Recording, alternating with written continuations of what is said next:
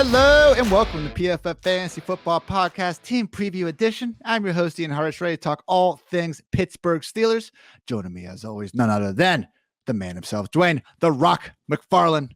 Dwain, I've been trying to think of, of course, spending my time in a great manner, thinking of new nicknames to give you and new intros and stuff. And what I need to start working in is the Sandlot's like ongoing list of, the Colossus of Clout, the Salt, like, all the Babe Ruth ones. But for now, we'll just keep riding with The Rock.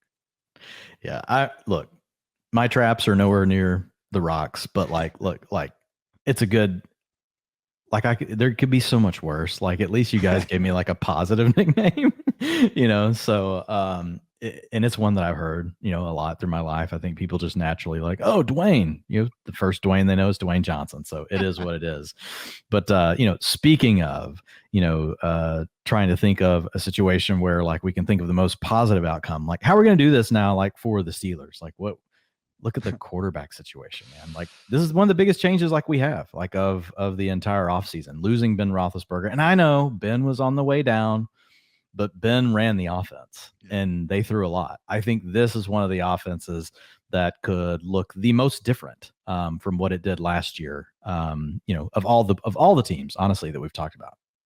Yeah, we just got done recording the Bengals. I don't think this one's going to be quite as optimistic, spoiler alert, with some of the players, but certainly with Najee, Diontae, even one Pat Freiermuth, plenty to talk about here. So as always with our team previews, we're going to go through some of the coaching changes, roster turnover, and then get into the nitty gritty quarterback, running back, wide receiver, and tight end. So appreciate you guys as always for tuning in. And with that, let's get after it. Looking at the Steelers coaching staff, Mike Tomlin back for year number 16, trying to keep that 500 or better streak going with second-year offensive coordinator Matt Canada, longtime Steelers linebackers coach and defensive coordinator Keith Butler. So with Matt Canada, to your point, Dwayne, you said this in the flow of conversation in the Bengals podcast about Tom Brady.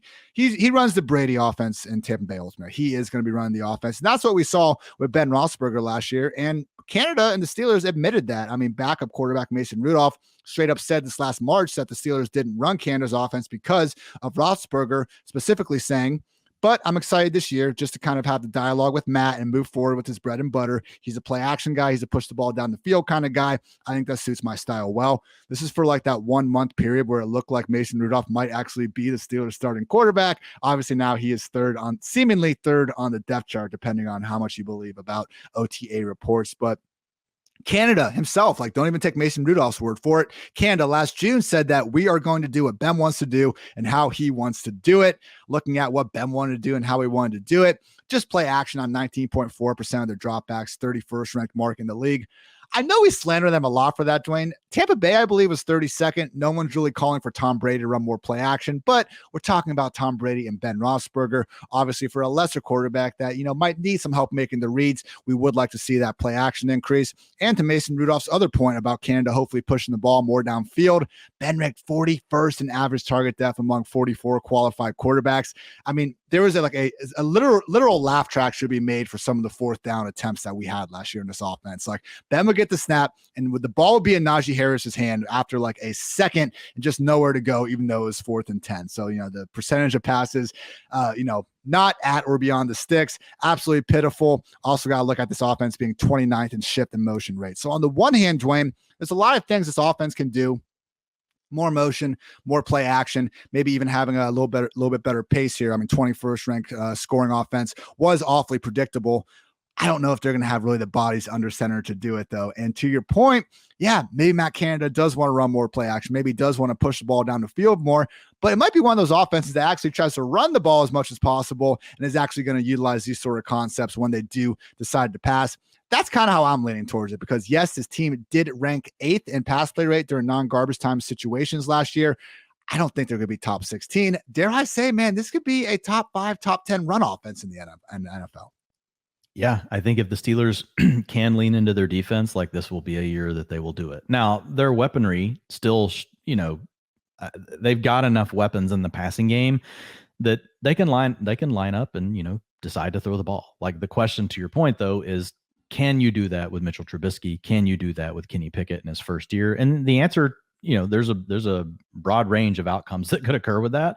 And the answer on one end of the spectrum is, yeah, they could do that. On the other end, it could be no. I'm with you. I think it's going to be somewhere more in the middle. I think, when you look at Ben, 40.4 passing plays per game in regulation last season, 42.3 the year before. Those are both really high marks. I think those numbers are going to come down a lot. I mean, they've been a 65-35, 64-36 pass to run split team in regulation, over the past 2 seasons. I think if Matt Canada has his way and Mike Tomlin has his way, I think, they get that number more down to like 60-40, 58, 42, somewhere in that range, where what they want to do is live through efficiency in the passing game, not live through volume in the passing game. Now, again, game scripts, things like that will dictate what that ultimately looks like. So some of that will come back to the Steelers, defense. It'll also come down to some of the matchups they have and the other quarterbacks that they have to play on their schedule. But I think if we just had to say today, in the end of June, almost, trying to get towards the early days of July here, I think, the same way that you do. I think they want to be so if we had to pick the Madden playbook, right, I think it would be balanced to pass balanced. Not even run balance? I feel like we're saying they're going to get more run. I think may not, but I still think balance to pass balance, is basically just what the ranges that I just gave are in those ranges. I don't think they'll get they could. I just struggle a little bit with that when you still have, the investments in Claypool, Diontae Johnson. You bring in Pickens this year. You also have Freiermuth, from last season. So I feel like, the weapons that they have, they're still going to throw, the ball some. I don't think they'll completely just go into a shell, but I think a lot of it will be based on matchups. A lot of it will be based on the way that the game is playing out. If they are leading, I do think we could see them start to shut things down and run the ball because, what's one of the big things that we see, with rookie quarterbacks, it can be a challenge. It can be turnovers. And with Mitch Trubisky over his career, one of his big challenges has been that he will turn the ball over. So I think undoubtedly, we're going to be late in games. And if the Steelers do happen to be winning, I don't think they're going to be one of these teams where we just see them, try to keep their foot on the gas. I think they will definitely lean into their running game for that. And I think they will lean into their running game to try to really kind of uncork the passing game, more like, what we've seen even, from San Francisco, what we've seen from Seattle, but not quite that run heavy. They don't have the run based quarterback. Although you could argue like Mitch Trubisky, right? He has shown, some upside to his ability as, a runner from the quarterback position. And then, Kenny Pickett is young. So we've seen younger quarterbacks also do that. I don't think they'll be quite as run heavy as those teams. So that's why I kind of put them in the middle, right? More like that balance to pass balance. Maybe they could get to run balance. I think you probably see them in one of those 3 modes, depending on, the way the game script's playing out and the matchup. Not expecting them to be a top 10 passing offense again. I was probably a little bit ahead of myself in saying a bottom 10 offense with that, probably finishing somewhere, if we had to guess, between 16th and 20th. But to Dwayne's point, could be more of a week-to-week thing. When you have all those wide receivers and Freiermuth, and obviously Najee's a great pass catcher in his own right, it would make sense if they do stay out of the 49ers level of the basement in terms of pass play rate. So let's quickly go through some of those offseason moves that we've already talked about a little bit here. Ben Roethlisberger has retired after starting 247 games for the Steelers from 2004-2021. 2 Super Bowls to his name. Tough to call his on-field legacy anything other than exceptional. Mitch Trubisky, 2-year, $14.3 million contract, just $5.25 million in fully guaranteed money, though. I mean, they can bounce from this deal and leaving only $2.6 million in dead money after this year. I mean, if anything, this could just be a higher end backup contract, particularly after taking Kenny Pickett in round 1. Was the first overall quarterback selected with the 20th overall pick, as we all saw. Fake slide touchdown, awfully dope. Although when you look a little bit closer at his dual threat, tendencies, he was someone that doesn't exactly fit the mold of a past, historically high-end rookie quarterback. At running back, only move was Kalen Ballage remaining an unrestricted free agent. As we've seen with some of these teams, they will, with Jerick McKinnon and Darrell Williams, different team, but got signed later. There still are a good amount of running backs I think will wind up on rosters, so maybe Ballage does come back to Pittsburgh. Maybe some of you are just completely out on Ballage, and I get it, but compared to the other running backs on this roster, he has shown more 3-down ability. Not great ability, but the Dolphins and the Chargers did sign up to give him that role after injuries happen. So compared to Benny Snell and these other guys, just something to keep in mind. At wide receiver, Juju Smith-Schuster signed with the Chiefs. James Washington signed with the Cowboys. Ray McLeod signed with the 49ers. Replacing them, Miles Boykin, 1 year, $2.5 million deal. Gunnar Olszewski, punt returner extraordinaire, not expecting him to do much on offense, but really it comes down to George Pickens, who became the latest wide receiver tapped for big things in Pittsburgh. Only wide receivers that the Steelers have drafted higher than Pickens, who was actually the 52nd overall pick since 2000. Plaxico Burress, Santonio Holmes, and Chase Claypool. So obviously expecting big things from him. And finally, fourth round wide receiver Calvin Austin also added to the fold. At tight end, Eric Ebron remains an unrestricted free agent, sneaky possible target for the Tampa Bay Buccaneers, perhaps. They did add Michigan State tight end Connor Hayward, brother of Cameron, in the 6th round, not expecting him to be more than a clear-cut backup, though. So, Dwayne, with these signings, it's the quarterback room. Otherwise, though, there is a sneaky good amount of turnover here in this offense. Losing Juju and James Washington, even Ray McLeod, man, like those were 3 of their top 5 wide receivers last year. It's Claypool, Diontae, probably Pickens, but maybe we do actually see a situation where one of these guys can stand out now that there aren't nearly as many proven complementary pieces. Yeah, it's just tough because everything's changing. We know Matt Canada is actually going to get to run his offense. We're going to have a new quarterback under center. You mentioned, the turnover in the skill positions. Yeah, I think, and look, Diontae really already did it. Diontae Johnson really last year already separated himself from the pack. Whether he'll be able to do that again, this next season with the way that they're going to run the offense, I don't know. I tend to think Deontay's still going to easily lead the team in targets. And I'm not that concerned, about his target share. I'm more concerned just about how many plays can they run, right? How efficient can they be? Can they get first downs? Can they stay on the field? That's the sort of stuff that really just worries me more with the Steelers. And then what's the overall quality going to look like, right? How, we just got through talking about on the last podcast, talking about the Bengals and how really they had continuity on their side at this point. Yeah, they've got some new offensive linemen, but those are upgrades. Really with the Steelers, one of the things, despite, Ben's struggles, is we've kind of been able to pretty easily peg what we think the offense is going to look like. And now there's a much broader range of outcomes, I think, based on all of the moving parts.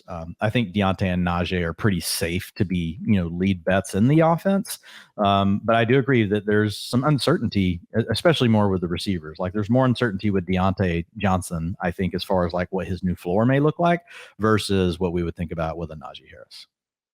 Looking ahead now. And real quick, Ian, I was just looking, so me coming back also from vacation, having vacation head still, I talked about the plays, so where I have them projected right now for dropbacks per game in regulation, I have them at 37.2, which is 9th or 10th on my list right now across all the offenses, and I've projected all of them.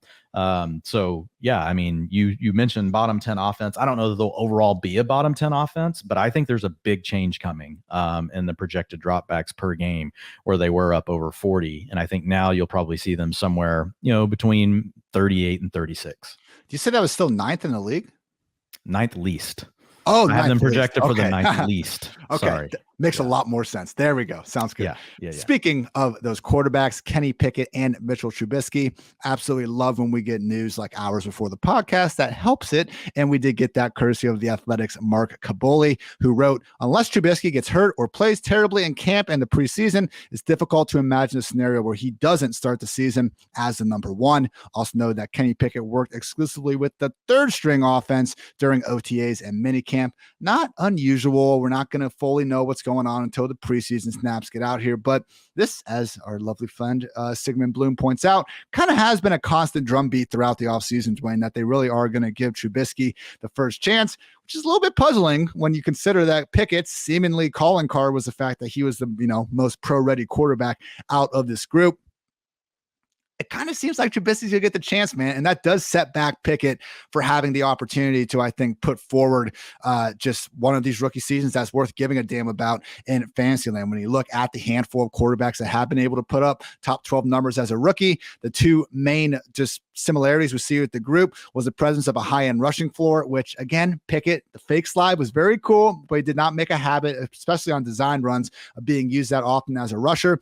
I thought the Tony Romo comps, while maybe extreme in terms of the ceiling at hand or just who because Tony Romo is so good. I just think that's, middle class man's Tony Romo, maybe. But just the one thing that I think the comp did a good job of showing is that Pickett is someone that looks to pass first, run second. So from that standpoint, just not really expecting him to be, this sort of Josh Allen rookie quarterback who's able to overcome, some low end passing efficiency with running the ball a lot. In terms of Trubisky, we have seen him flash that. I mean, in 2018, he was actually, I don't want to say pretty damn good, but he was all right, man. Like 2018 was the best version of Trubisky that we saw, and he actually gave us some nice spike weeks. I mean, he had 2 finishes as the overall QB1. He finished as the QB2, QB5, and QB9, all between weeks 1 through 11 before suffering a shoulder bruise. After that, we saw him run less, wasn't quite the same efficiency-wise. Obviously, 2019 and 2020 happened. So I don't love hanging my hat on an 11-week sample size when a guy's been in the league for, 5-6 years.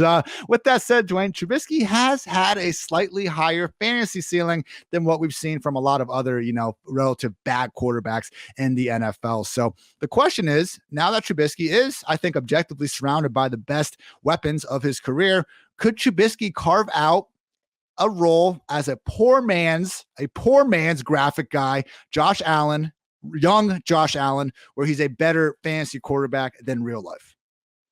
Yeah, I think it's possible. It's just so tough because, like, if you make me pick, like, what way I think the season's going to play out, it's Trubisky starts the season and he gets benched, like, at some point. But if he was able to stay on the field, yes, I think, and we talked about this back whenever the free agent, period had happened, we didn't have the NFL draft, yet. We talked about Trubisky on that podcast as being someone that if they got through the draft and they didn't take a quarterback in the first round or second round, that we would definitely have interest, right? He's got plenty of weapons put around him.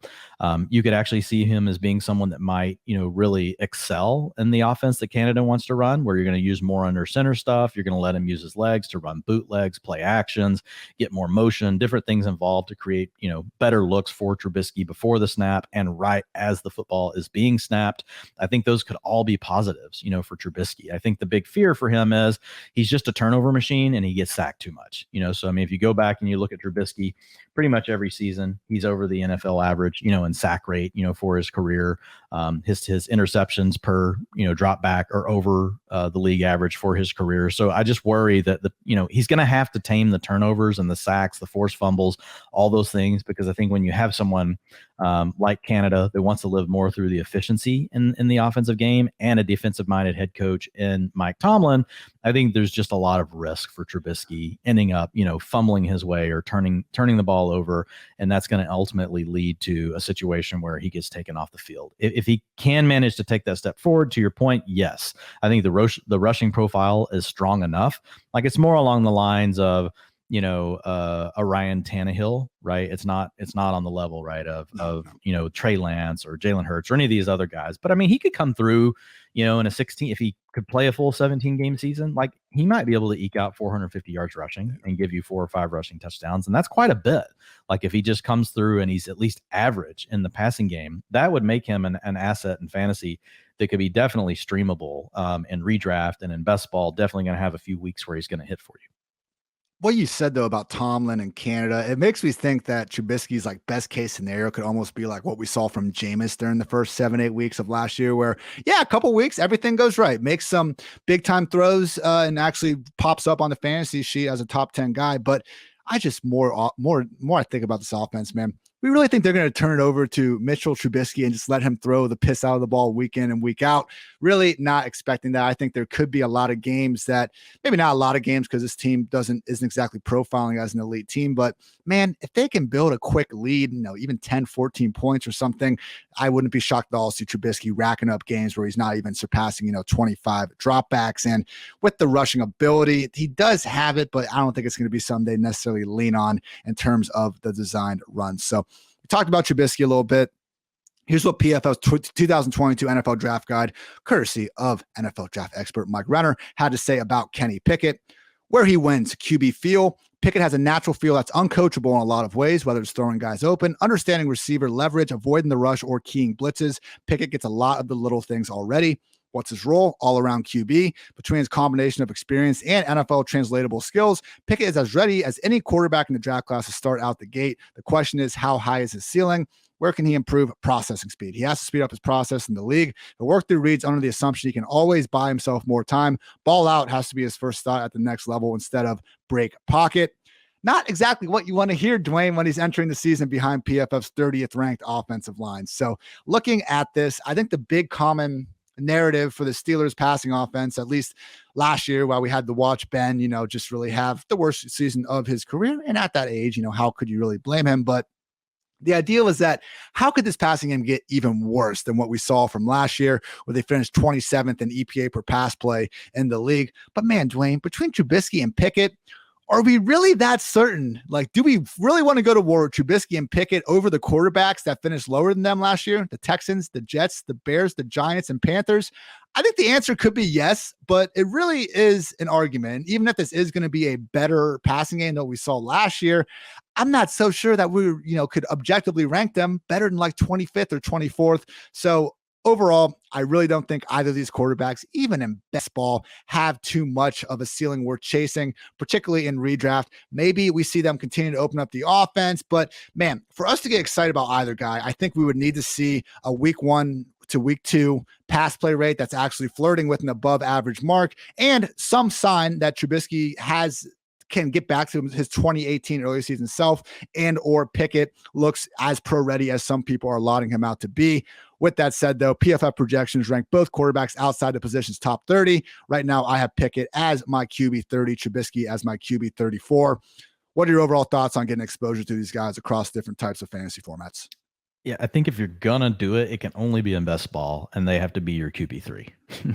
That's the only way to do it. And then it's basically a situation where maybe so much value fell to you at other positions, you decided just to let quarterback go, or maybe quarterbacks went early and it pushed a bunch of other things to you, and you're just basically zigging while everybody else is zagging. Sometimes that happens in a draft, right? I mean, you look down, you're like, well, crap, I guess I need Mitch Trubisky as my QB3. I think that's a break glass in case of emergency kind of thing. If you want to do that, with one of those two players, but definitely not a strategy that I think you want to be leaning on. I'm very similar to you. I've got Trubisky as my QB 33. And then I have Kenny Pickett right now as my QB 30. So I've got them both right there next to one another. Nice. My guess is that, and I haven't had a chance to update since we've gotten a few more nuggets, because I was out when some of that stuff was hitting. But at the end of the day, I think Pickett probably ends up still starting more games. I think Mitchell Trubisky will start the season, but just knowing how much he gets sacked, knowing his turnovers and the history that he has with that, I don't think I don't think they're going to give him a long runway. It would be my guess. Now, he could surprise us, and things could be really going well for him. So I still have Kenny Pickett slightly ahead, but that could easily flip. It's one that we're going to have to watch, through training camp. I mean, they use the first round pick on him. We just don't really see teams draft first round quarterbacks and make too much of a habit sitting him on the bench. 20th overall, certainly we've seen that more than top 10 picks. But I guess my big thing with Pickett, other than the first round draft capital, I just don't think he really profiles as someone that's going to he's more mobile than Mac Jones, but I think even if Pickett surprises us and is a great real life quarterback as a rookie, it might just be one of those guys that still isn't worth much of a damn in fantasy. Here's the one stat I pulled before the NFL draft, and I was trying to look at these quarterbacks and their rushing ability. I was looking at guys that had what percentage of their games did they have at least 50 rushing yards. Malik Willis was at 60%, Sam Howell 22%, Matt Corral 27%, Desmond Ridder 36%. Kenny Pickett just 13%. So really out of the big five quarterbacks, he's always profiled as the least fantasy friendly of the group because of his lack of willingness to use his legs. Again, not a bad thing for real life, but we're playing fantasy football here. So even if Pickett can beat out Trubisky, which seems far from a given right now, I don't think the carrot, it tastes good enough to even be worth chasing in the first place. So let's talk about slightly more positive position group. That is Najee Harris in the running back room. Also have Benny Snell, Anthony Booger McFarland, and Trey Edmonds hanging out there. Chill out about Najee Harris's weight. This was one of the more annoying days of the offseason, in my opinion. Weighed 242 pounds last year and showed up to OTAs at 244. Chill out. If you think that this weight is causing a problem for his explosive plays, that's a conversation we can have. But look, it's 2 more pounds. Calm down. ultimately, with Najee Harris, he was a bad running back last year, and we don't hold it against him because of the volume, which is why we shouldn't hold it against guys like James Conner or even Alvin Kamara, Saquon Barkley as well, but we don't for Najee, so good job by everyone. But yeah, just to put it into context, 30th among 50 running backs with at least 100 carries in 2021 in PFF rushing grade, 38th in yards per carry, 20th in yards after contact per carry, tied for 15th in missed tackles forced per carry. So, Dwayne, I watched all of Najee's it's basically a lot of his forced tackles and his receptions out there. And you see the flashes, man, of him in the open field making dudes miss, but you never really see him breaking away from anyone. So luckily he has this volume, but how do you kind of balance these running backs that have the real nice missed tackles rate, they're slippery in space, but you just know, like, unless the defense just freaking parts like the Red Sea, he's not really going to have too many of these chunk runs, which is a problem in an offense that we're not exactly expecting to contend as a top 10 scoring unit. Yeah, basically what I'm looking for in these profiles, I like the missed tackles and the yards after contact to also tie over to the explosive rushing rate, right? Those carries of 10 plus yards or more, because that just increases your outs, right? So if you're in a bad offense, and we know you're going to get the volume, but we also know that maybe you're good for, 2 touchdowns, right, from a long way out in the season because you've got that in your bag. Well, then now you've got another out, right, to outperform expectations for touchdowns. Whereas, if we don't think that you've really got that and you're going to break many long runs, now we have to depend on your offense getting you down inside the 5-yard line and then also deciding to give you the ball and not throw the ball in those scenarios. Game scripts come into play. So a lot of things can get really wacky really quickly. So missed tackles forced, yards after contact, like I like to look at them because I think they do help us look at a running back and be able to compare them to their peers, and things that they can help control. But at the same time, if it doesn't ultimately lead to helping create some of these larger plays, it doesn't do a lot for us, in fantasy football. So with Harris, I think, the potential positive for Harris is the way they're going to scheme things, the way they're going to get under center more, less shotgun. We've heard multiple backs over the years talk about, whenever they're having to run from shotgun versus getting to run, from under center and being able to get, more speed up before they hit the line of scrimmage, those things. I could see some of those things potentially helping Najee Harris, but I don't have like any firm data. And I mean, I like to research all these sort of things, and I've tried looking into that in the past. And I found some small edges, like for being under center, and I do think there's something to it. The problem is, like, how often can the Steelers stay under center, right? They're going to have to be close in games. Like, once you get behind, you can't just stay under center all the time. The advantage you're getting from being under center, right, is you're trying to set up play action, because basically when a defense sees that and it's on first down, they're locking in. They think you're going to run the ball, because most of the times teams do run the ball. So ultimately, it could help Najee Harris, but I think the bigger component is they're trying to create the big plays in the passing game because they don't want to throw the ball as much. So, and in the end, like, what's it going to do to Najee Harris's involvement in the passing game? I think there's just going to be less targets to go around in the offense. So even though we know Najee, is really nice out of the backfield, and I think there's still going to be volume there for him, I just worry that overall the pie in the offense altogether, Ian, is shrinking. And as much as, we may, not like Ben Roethlisberger, again, we knew how to project the offense when he was there. I guess what we're hoping is that the offense can create more big plays, can, potentially create more touchdowns than what we were getting with Ben Roethlisberger. But I think trying to project that and saying that we're going to be really confident in it is really a tough thing to do. I think you're kind of going out on a limb. The way I look at it is it's in the range of outcomes, but I'm not going to project it that way. I'm not going to project it that all of a sudden Najee's going to have more big carries. Najee's going to be able to score more touchdowns, and that's going to offset this loss in volume that he's probably going to take, just because the overall offense is the pie is going to shrink. And the volume is just so much more important. Great point on a little back and forth I was having with Underdog Fantasy's Hayden Winks, where Hayden just brought up that you can take any running back, add 0.5 yards per carry on 250 carries. You're getting 12.5 additional fantasy points across the entire season. Like, yards per carry really just is one of the more useless stats that I think we can have in fantasy sometimes, and continue to hang our hats on. The receiving volume is what we really need to worry about here. Only Derrick Henry averaged more expected PPR points per game than Harris last season. I'm not so sure we're going to see that same gaudy target total. They're going to get him the ball, but I did try to dig into things and look at exactly how he was getting those targets. So Last year, 14% of Harris's targets came on screens. That was the 6th lowest mark among 54 qualified running backs. Maybe that was a Ben thing, but he was getting the targets on checkdowns. He led the NFL with 34 checkdown targets. Now, lazy analysis can look at Mitch Trubisky and say, oh, look at Tariq Cohen's numbers. Like he knows all about feeding a fantasy-friendly running back a bunch of targets. Tariq Cohen from 2017 to 2019 combined had just 24 checkdown targets. Again, Najee had 34 last year. Meanwhile, Cohen had the league's second most screens other than only Alvin Kamara during that stretch. So we are going to need to see this offense embrace more screens, embrace more design ways to get the ball into Najee's hands.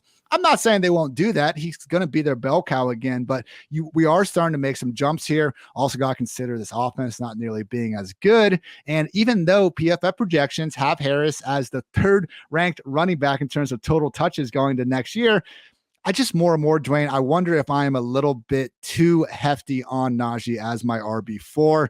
I'm looking at him as the top 6 running backs. I think there's Taylor, McCaffrey, Henry, Najee, Eckler, and Cook. And the more I look at it, I think Najee probably deserves to be at the bottom of that tier, because out of all these guys, the offense is either the worst or right there with the Panthers. And I don't think we have nearly as much concern about McCaffrey's receiving volume falling down. How do you kind of rank Najee among that group? Because again, I do think he has a legit chance to have 400 combined carries and targets. And when you have that many touches, you can be terrible, which he's not, but you could be terrible and still put up good fantasy numbers. So we need to be careful from that standpoint. But yeah, when we're talking Taylor, McCaffrey, Henry, Eckler, and Cook, those are probably guys worth targeting a little bit higher than Najee in the first round of fantasy drafts.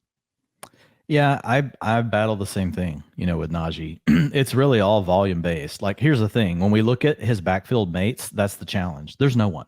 No one. Like, this is I know they're talking about they're going to give him, more plays off. All with that who stuff this year. Exactly. With who? And even if they do, like, he's still probably going to lead the league, right? And percentage of rushing attempts for his team, as well as, a lot of the routes. If you look at him last year, he was on a route 66% of the time. The Steelers dropped back to pass. Like, that's more than DeAndre Swift at 65%. That's more than Alvin Kamara at 64%. Jeez. So, I don't think he's going to lose those routes either. Can he continue to get the same target share? I think he'll probably will, because of the questions you talked about. We don't know for sure what's going to happen with Pickens. We do like Diontae Johnson. We do like Claypool. But Freiermuth is a solid, profile. But Najee is, to your point, also not one of these backs that we just talked about.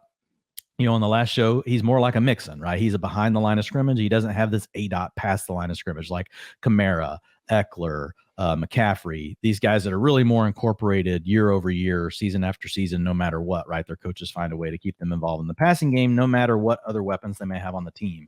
I think with Najee, he's at a little bit more risk there, but again, we have this uncertainty and around the pecking order in the passing game. So, 20% targets per route run, that's an RB1 number. And that's what he put up last year. And he profiles similar to me, Ian, is really Leonard Fournette.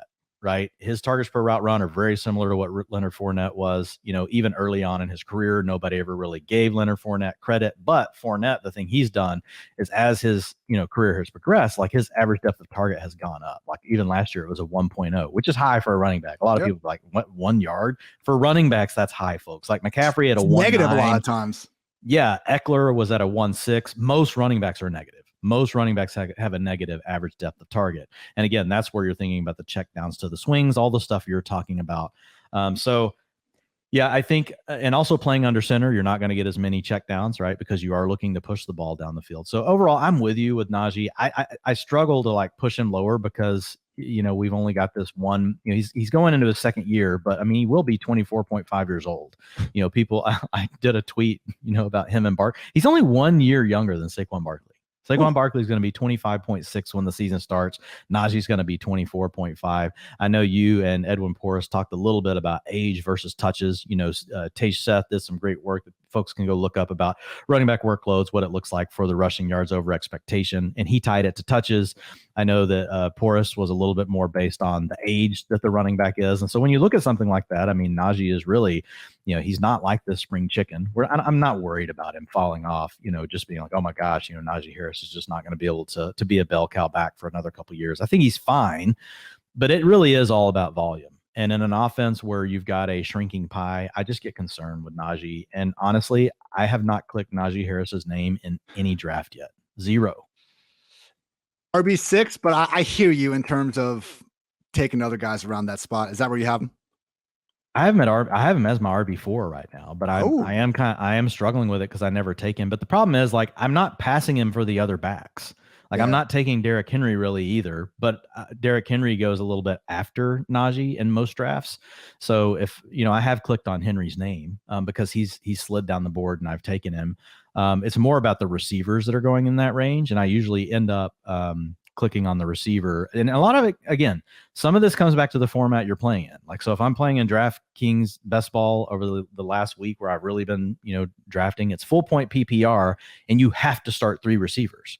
So those 2 things alone make receivers fly off the board. You get over on Underdog, theoretically, receivers shouldn't fly off the board as fast as they do on Underdog. I think people are like a little bit hyper aggressive on receivers because it's a half point, not a full point. We probably should be a little bit more balanced with our running back takes, but whatever, it is what it is. Like, it's the new cutting edge thing to do. Just take 8 receivers to start your draft. Whatever, you do you. But whenever you get into those 2 rooms, you have to take some receivers. So what I'm trying to say, I guess, and I'm doing a poor job. I should make it a lot quicker than this. The format and things matter, right? So when I'm sitting there and I know receivers are all about to fly off the board, plus I know it's a full point PPR, I'm just taking Stephon Diggs, man. I'm taking Stephon Diggs, who's going to play for the freaking Buffalo freaking Bills with Josh freaking Allen. Like, I feel like the boom case for Stephon Diggs. Like, man, like, I get excited about it. For Najee, it's kind of like, well, can everything go perfect, and can the volume be enough? And look, we love volume. Volume is king. It always is in fantasy football. But there's just enough questions with the Steelers that I'm just not taking him. So I'm gonna have to really rethink, like, where do I want Najee in my ranks?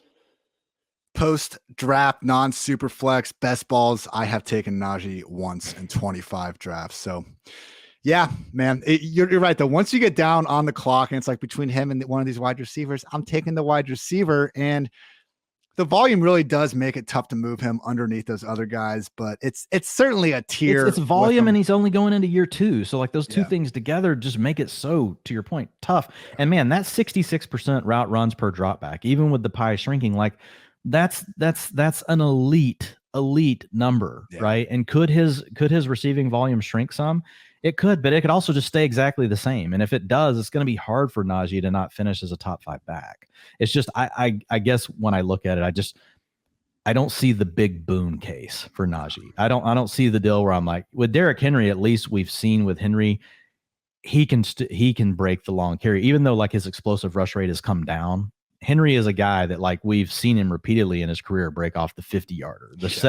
We've seen Henry break off the 95-yarder, like 99-yarder, 99-yarder against Jacksonville. Yeah, I mean, they're 2 different players. They're both big backs, but Henry's explosiveness is so much more.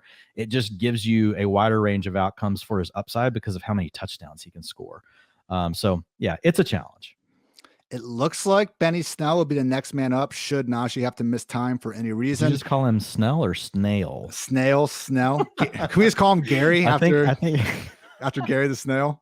Yes, we can. Actually, I like that. That is the new official nickname of Benny Snell Jr., unless Ian gets an interview with him, and then we'll change it back for that pod.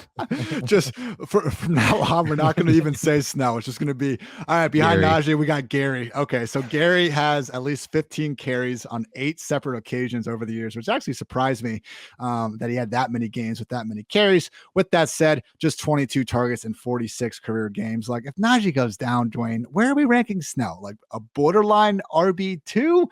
Maybe. I just think there's so many better running backs to take a dart later in drafts. Yeah, I agree. And we've seen Snell actually get, some of those opportunities in the past and not really be able to come through. Back in the James Conner era, when he was still a Pittsburgh Steeler, we saw some of those games where Snell, got the opportunity and just wasn't really able to do much with it. Like Matt Waldman, I think, explains it really well. He's like, hey, if Anthony McFarland and Benny Snell Jr. could both like be combined, Like they could really form, a nice punch behind Najee Harris. But unfortunately, Anthony McFarland's really fast, has no vision, can't read an offensive line. And Benny Snell has great vision and processing, but he's just too much of a plotter to be able to do much with it. So they're just kind of stuck in this situation where most likely those two guys get mixed in together, or you know what, they bring in someone else, would be my guess. I have Matt Breida as my RB 63, and he's kind of like that guy that when I'm looking at other backup running backs, I'm like, do I really just ever want to throw a late round dart at them? If I do, I'll put them ahead of Breida. If I don't, I'll put them below. Benny Snell, RB 64. I don't want him anywhere. I think Kalen Ballage would be their best potential backup. Like if Ballage was there, we could actually wrap our minds around him, maybe getting the 3-down role, but it's just not there. It's just not there for Snell. I just think like he's a worse version, like what Foreman and Haskins can give us at the same point in the draft.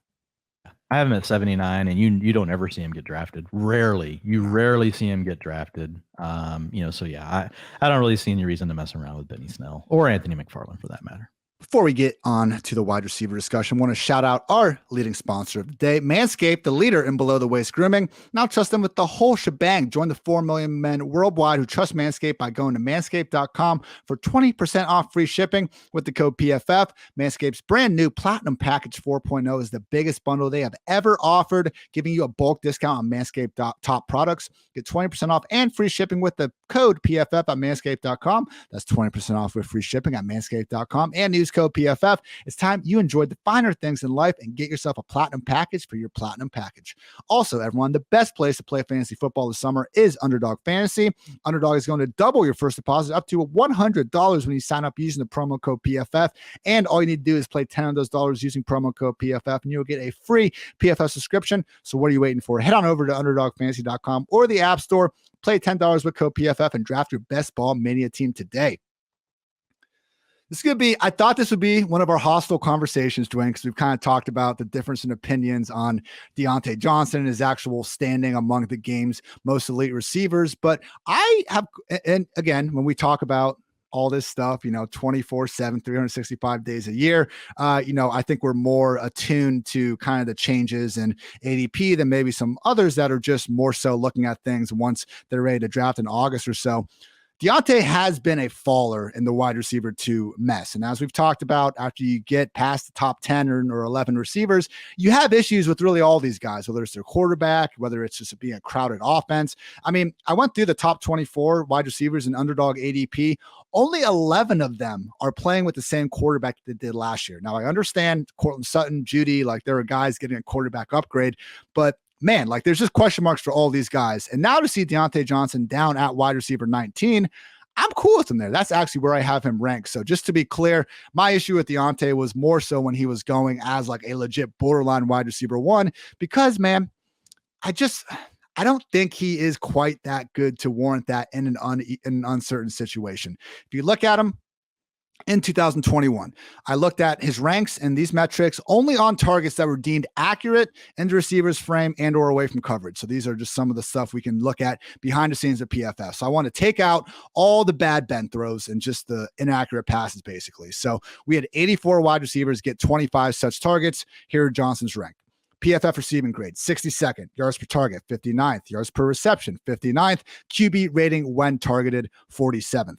Not great. Now, they're still not bad numbers because these are accurate, but everyone is putting up good numbers here.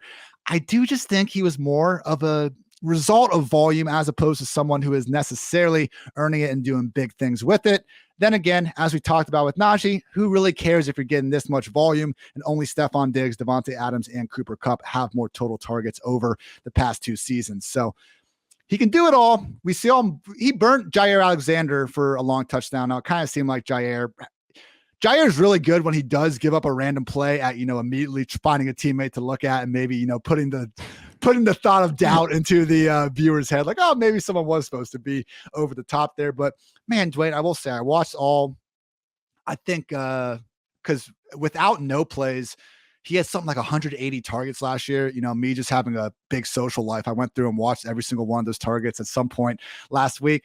I really thought Diontae left far more yards and points on the field than Ben did. I mean, look, Diontae dropped 2 touchdowns against the Vikings. He dropped another touchdown in another game. Like, and we don't care about the drops in terms of fantasy, but man, Dwayne, it'd be a lot nicer if he catch some of these damn balls. Like there's not the sort of DJ Moore, Terry McLaurin highlight for Diontae Johnson where Ben was just sailing passes that had no business being there. The thought for Diontae is that Ben's spot and his decision-making on the field forced him into being this low A-dot wide receiver that was just getting all these screens, targets within 5 yards of the line of scrimmage. And without Ben, he's all of a sudden going to have a higher A-dot and more chances to win downfield.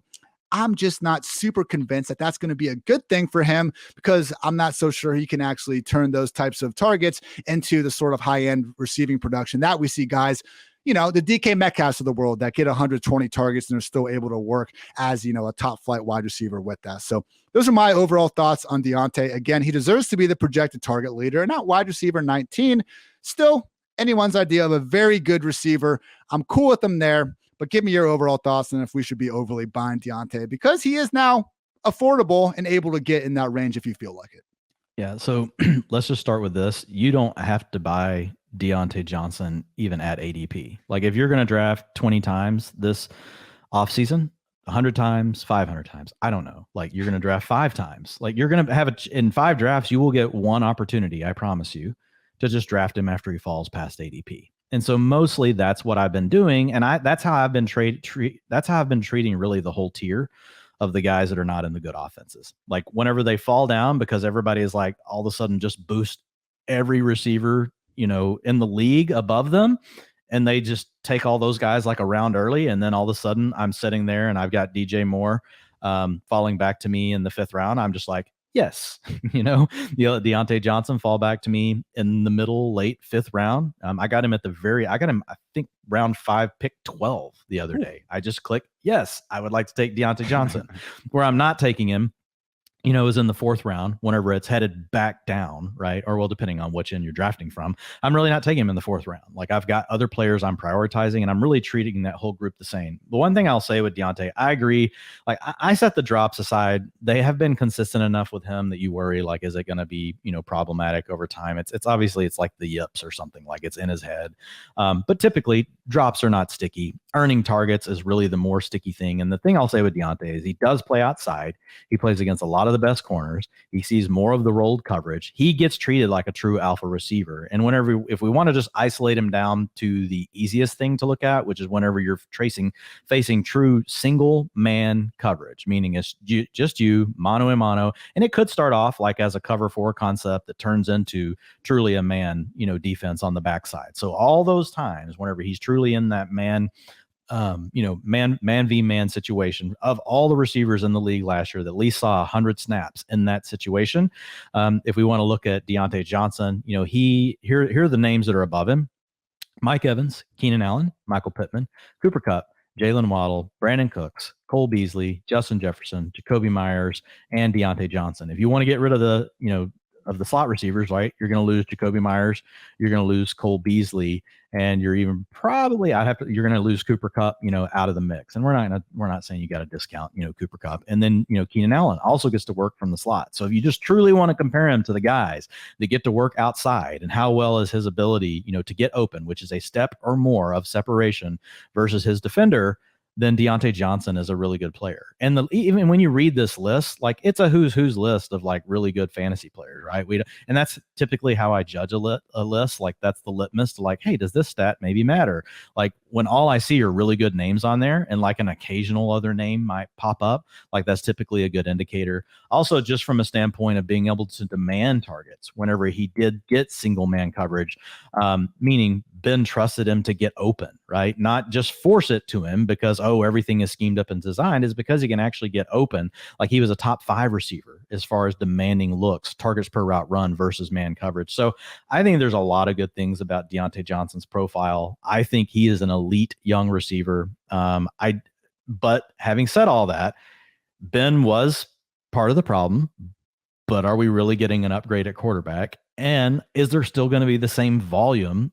Is the pie going to shrink? My biggest concern with Diontae Johnson is that the pie is going to shrink.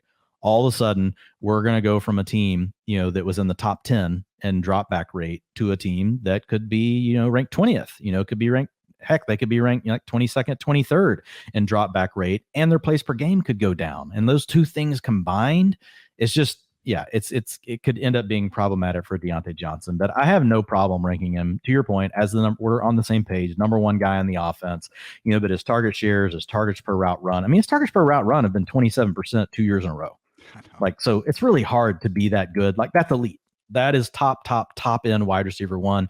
I truly do believe that if Diontae Johnson were playing for the Bucks, if Diontae Johnson, were playing for the Bengals, and when I know we got to break down the other receivers on the rosters, but let's just say this: if Diontae Johnson was playing with a good quarterback on an offense that wanted to throw the ball a lot, like, he would be in my top 5.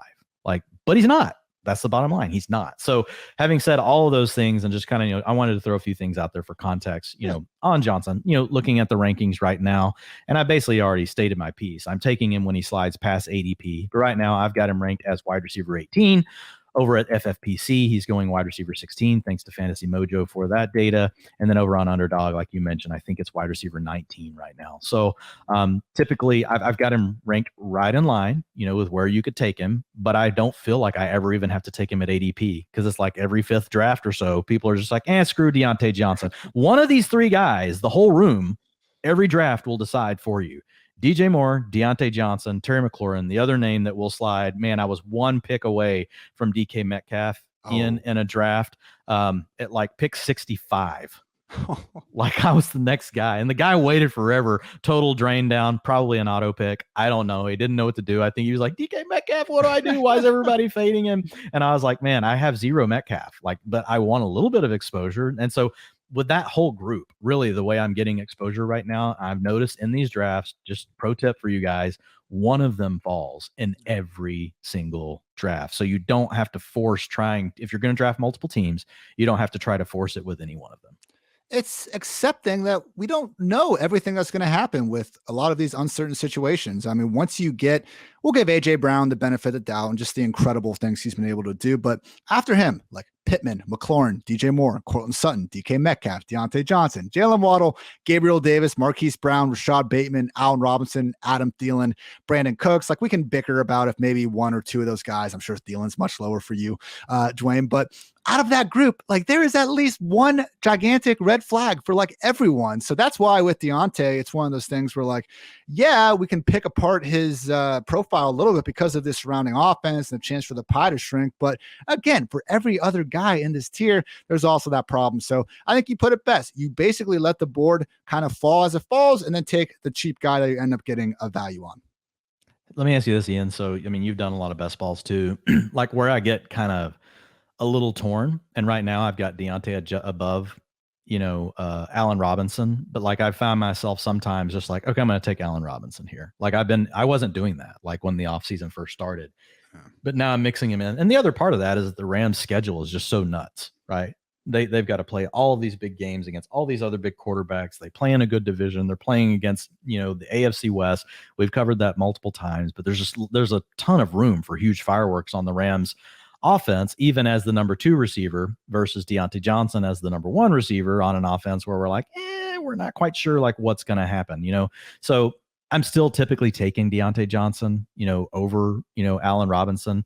And typically, though, I don't have to make the decision. I just wait for the draft where he falls.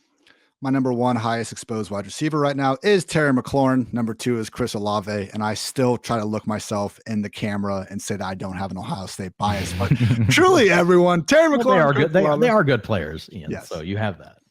Let's talk about, for some reason, one of the more just controversial, like Chase Claypool, man. People hate him. People hate him.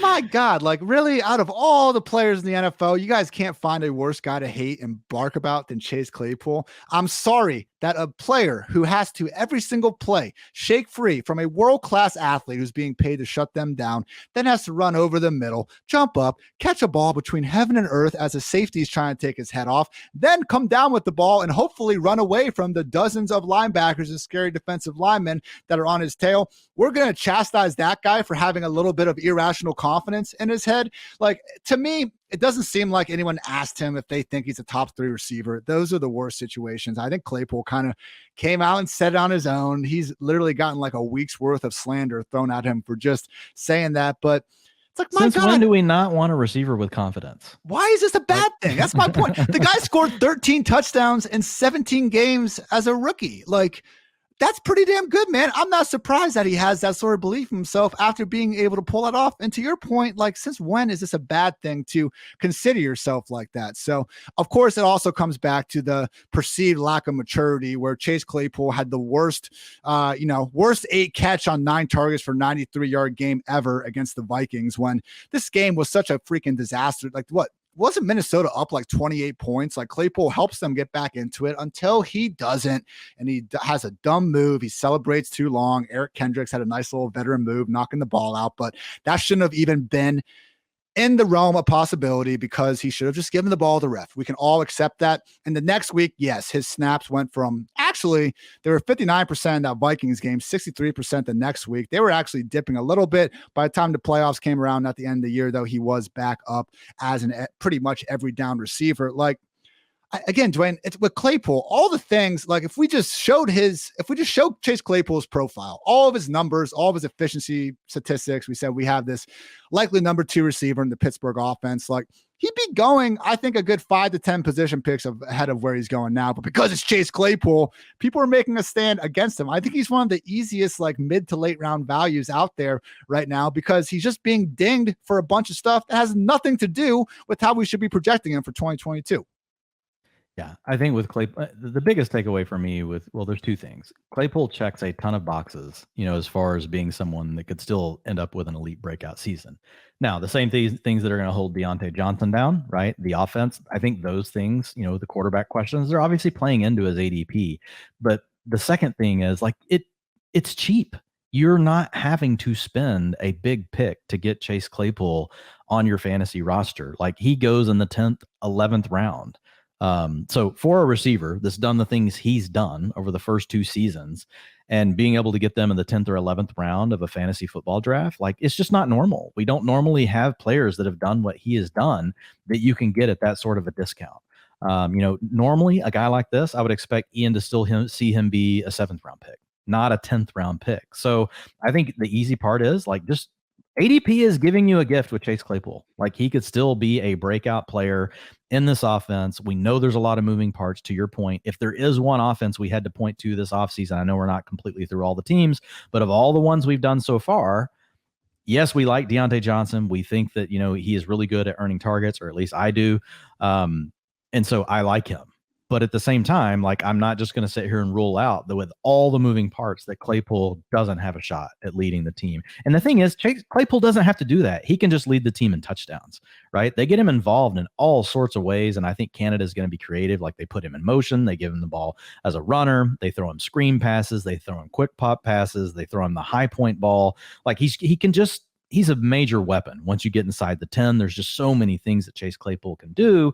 I know the factor is obviously the offense, right? Is the tide, this really, allowing, it's the opposite of rising all ships. It's like keeping all the ships from rising, as we just don't know for sure what the Steelers offense will do. But again, like, you're getting him at such a discount at ADP for the profile that he carries. It's just one I'm not thinking too much about, and he's an easy name to click. Also got to look at George Pickens, looking at what PFF wrote about Pickens in our 2022 NFL draft, courtesy of Mike Renner, where he wins ball skills. Pickens' ball skills are among the best in the class. Even hobbled, he still managed to make one of the best catches in the SEC championship and national championship this season. What's his role? Project X. Pickens looked like a shoo-in to be a wide receiver 1 in the NFL after his freshman season. He certainly has the size to stick on the outside in the NFL. That ability hasn't gone anywhere, but it comes with far more questions now. Where he can improve: health. Pickens needs to show that he's developed since his tremendous true freshman campaign, because we've yet to see much in that regard. Does look like he'll be the 3. Dwayne, I think Diontae Johnson is one of these later career. T.Y. Hilton was like this too, like just these more slim type of wide receivers. People just kind of assume they're in the slot. But to your point, like, Diontae does this on the outside. Claypool has played more in the slot over the last 2 years than Diontae has. And they've actually given Claypool, if you go back, especially 2 years ago, like when he was scoring like touchdowns on rush attempts, like near the goal line and stuff. I mean, he's almost the guy that I think we should be expecting to get, or at least, be messing around with some of those same sort of yak scheme plays that Diontae will, of course, get his fair share as well. But Pickens will probably be the other outside wide receiver. where he's going in drafts, I think is fine. Similar to Claypool, it's just like when they're this cheap and we have kind of the talent profile that goes alongside with them, I'm not against taking a shot at him. Right now, I have Claypool, wide receiver 47, Pickens, wide receiver 69. ADP wise, Claypool is going wide receiver 49 right now. Pickens is actually at Underdog Fantasy 71 on 71 FFPC, 72 on Underdog. Yeah, like he's just going behind some other guys that have pretty much the same sort of draft capital in situations that I don't think are necessarily all that much better. I'm not going completely out of my way to get Pickens or anything, but I think where he's going, Dwayne, it's certainly a fine dart. Yeah, no, he's just falling down the boards. And I think the other thing that happens, especially in best ball, because everybody's drafting 2 and 3 quarterbacks. Well, nobody's drafting the Steeler quarterbacks. So when that impacts ADP, folks, and so when they think there's no one to stack, well, then why am I taking Claypool?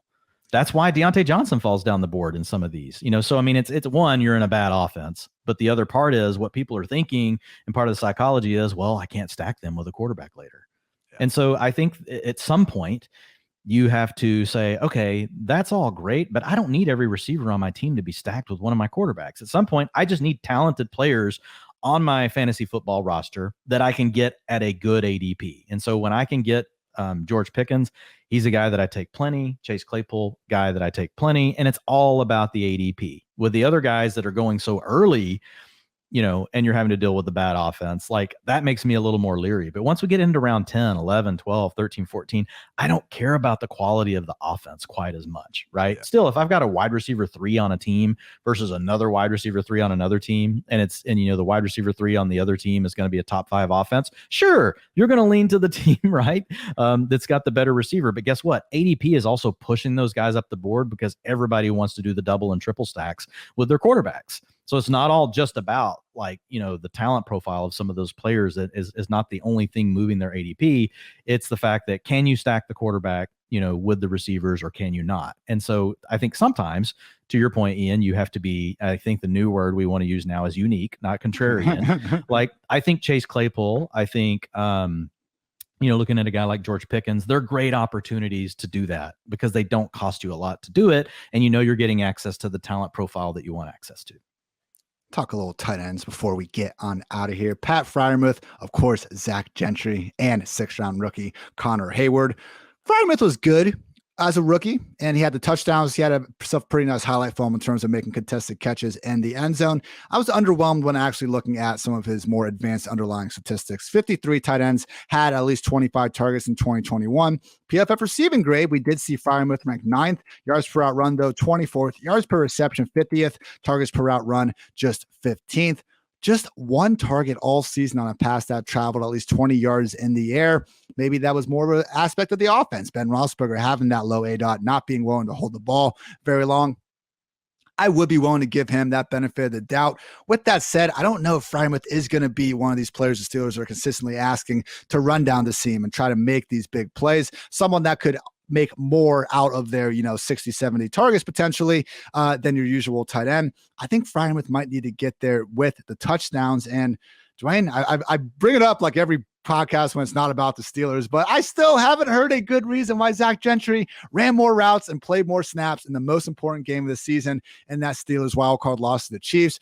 I mean, Freiermuth had 77% and 66% snap rates in the 2 games following his week 15 concussion. So this was not a trend that was happening at the end of the year. They just decided to use both of them. And honestly, man, we have seen this pretty consistently over the last few years with Eric Ebron and Vance McDonald. Pittsburgh really has been a 2 tight end offense for a while, and I'm just not super sure it's going to change. Now, I think Freiermuth will for sure lead the team in targets, but it's one of these things where Gentry, in my mind, is like your boy Greg Dulcich and some of these other players. Well, I'm not worried about them in and of themselves, like taking this over. But I think if we're looking at this offense, it already has 3 wide receivers and a running back that could potentially all be ahead of Freiermuth on the target totem pole. Like, I don't want Gentry being out there hardly at all, let alone potentially more than Freiermuth. So for me, I have him tight end 12. I've started to get, I think I got maybe my first share of Freiermuth like last week when he actually was starting to tumble down the board.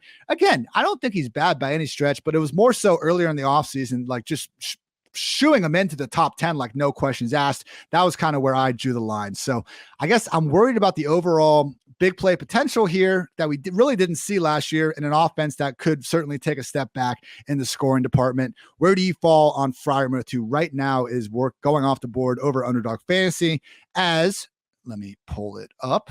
Fantastic podcasting going on right here. Going off the board as the tight end 11 right now. Like for me, like why take Pat Freiermuth at pick 126 and we can get Irv Smith 10 picks later, Tunyon or your boy Albert O 20 picks later. I mean, we even got like what's really the difference between Pat Freiermuth and Hunter Henry right now this year? It's actually the comp that Player Profiler uses as Freiermuth. For me, Henry should have a higher target projection probably and a better offense. Like why not just wait literally 25, 30 picks and take Hunter Henry later? Yeah, I don't think you have to force Pat Freiermuth. The way I compare him is really more to other rookie seasons for tight ends. And all the metrics that you named were actually really good if you go back and compare to what other rookies have done.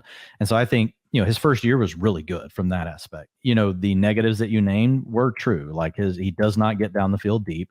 His yards after the catch, not big.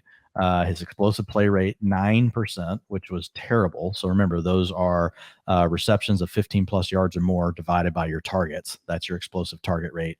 And so, yeah, like there are definitely some issues, with Freiermuth, but overall, like the 74.8 PFF receiving grade as a rookie is really good. The 19% targets per route run, also really good for a rookie. It also is typically what a tight end that's ranked between 7 and 12, a low end tight end 1, like is typically around a 19 to 18% targets per route run. So, I mean, he's checking some boxes, but again, you're just the bigger issue for Freiermuth is, where he goes in the tight ends versus what you get with how far like Claypool falls versus other receivers, how far Pickens falls versus the other receivers.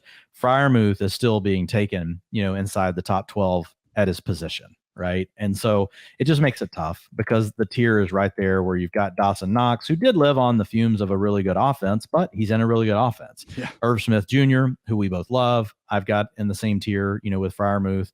I've even got Cole Kmet right there. Hunter Henry's right there. Gerald Everett. They're all really close. You could even make an argument for, Tyler Higbee. I think Freiermuth's talent profile right now is stronger than those guys with what he did in his first year. But again, we have to take the whole picture into the equation, and then we have to factor in what does ADP say. And so for me with Freiermuth, I think I have him once, maybe twice, and it's just been when he's fallen past ADP, similar to you. Because typically I'm able to wait, to your point, and get other guys. And that's the point of really making tiers and tier breaks, especially at the onesie positions. You can really use the tiers that way. If you're really confident in them, you're like, okay, I can take Freiermuth here, but why? When to your point, I can wait, 2 rounds, right? And get this other player that I like just as much, in the same tier. So yeah, Freiermuth for me, it's when he falls, I'll take him. I'm not going crazy with him. I give him a little more credit, like for his underall, talent profile and what he's flashed. I'm not that worried, about Zach Gentry. It's just more the overall offense. And there's a good point about comparing them to the rookie tight ends. We usually see rookie tight ends do absolutely nothing. So should certainly give him more credit than I probably did initially with what he was able to do in 2021. In an offense that did have a pretty bad version of Roethlisberger under center. So there is a scenario where... And a fairly competitive situation for targets with Diontae Johnson and Chase Claypool and Juju Smith-Schuster was he was out of the lineup for the most of the time. So we can set him aside. So that could have also been that probably helped Freiermuth, right? Yeah. The time that Juju was out. And Ebron got hurt too. I mean... Yeah. So, but Zach Gentry was still there. I know. So yeah, I mean, that's again, I have Freiermuth ranked 12th. I'm not saying that you can never take him. I don't think Dwain is either. It's just like he is in that tier with a bunch of other guys, and I don't think that there's enough green flags for his situation to really warrant taking that extra dart. Dynasty, yeah, knock yourselves out, but mostly we're just focusing on 2022 here on the PFF Fantasy Football Podcast. So Dwain, quick summary of everything we talked about: Trubisky and Kenny Pickett, guys that maybe they can be an upgrade over what Ben Roethlisberger was, at least in the year 2021. With that said, particularly in Pickett's case, I just don't know if he is built to be this fantasy-friendly quarterback, even if he is going to exceed expectations as a rookie. Mr. Trubisky seems like a matter of when, not if, he eventually loses this job to Pickett. At running back, Najee Harris, Dwayne and I both have him RB4 for now, want to move him down, but every time we try to do it, you just start looking at that potential volume. It becomes awfully difficult to do so. Really think objectively it's hard to rank him any lower than RB6. We do not really care about the backup running backs, but if you're drunk and you want to drop Benny Snell once, I guess it's okay as long as it's in the very last round. Wide receiver, Diontae Johnson, wide receiver 19 is a very reasonable spot to get him, but in this muddled wide receiver 2 tier, just be willing to let kind of the value fall to you, depending on if it's Diontae, DJ Moore, DK Metcalf, or whoever. Chase Claypool and George Pickens, both guys that Dwayne and I are comfortable getting in the later rounds of the drafts. Dwayne brought up a good point that you can regularly find them sliding because of the lack of a stacking partner at QB. And Pat Freiermuth, kind of like how we treated Diontae Johnson, or at least how I was treating Diontae Johnson earlier in the offseason, where it's like, it's nothing wrong with Pat Freiermuth, the player or the talent, but when we have him in a tier with a bunch of other guys and the ADP is having Freiermuth going well ahead of the other guys that we don't think there's that big of a difference, I'll go ahead and just take the other guys later. Sound about right, Dwayne? No, I think you hit it all on the head. I think the way we're approaching the Steelers in a nutshell, the guys that we like the ADP on and you can get them later and there's not as much risk, that's really where more of the exposure comes from. If you're taking any of the players that go earlier, it's also typically due to a slide. Like there's not a player on this team that I'm targeting right at ADP. Maybe, and it's Claypool, right? Because I feel like, his ADP is already baked in a slide that shouldn't be there. And Pickens is the other one. Like I'll take them even when they don't slide, but all the other guys that go earlier, like the only way I'm pulling the trigger is when they slide past ADP. Make sure you guys going over to PFF.com. Check out Dwayne's best ball strategy articles, setting you up for success, whether you have an early pick, mid pick, or you're over there at the turn in the 110 to 112 range. Always great stuff from Dwayne. And just knowing where your outs are, as Dwayne likes to put it a lot of times. And once you kind of get to certain areas of the draft, like you could be killing your draft, but if you don't get a position at the right time, you could just be working from behind the rest of the way. So make sure you guys check that out. As always, you can get these podcasts not one for one. I don't read off my freaking article, but if you're a reader still in the year 2022, you can go check out these team previews on PFF.com. And yeah, great day to be great, everyone. Appreciate you tuning in as always. For Dwayne. And if you are a reader, just make sure that you hit at George Shahiri, PFF George, over on Twitter and let him know that you are an avid reader. He would love to hear from you. That's at PFF George on Twitter. Might be an underscore in there. I can never keep track, Dwayne. We did not have PFF in our handle. Someone wants to send a little check over for that, I'll do my handle whatever I want. It really can't get much worse, man. Again, when my Twitter got suspended back in the day, like someone was just like, hey man, maybe don't sound like a freaking porn star in your Twitter handle. And it's like, well, yeah, guess it's a decent point, Dwayne. So we'll worry about that later. Yeah, you're like, it's just my name. just absolutely crushing these. If we combine our two names together, it gets really weird. Oh God. Oh my gosh. All right, let's get out of here. For Dwayne, I'm Ian. Thanks so much for tuning in to PFF Fantasy Football Podcast. Until next time, take care, everybody.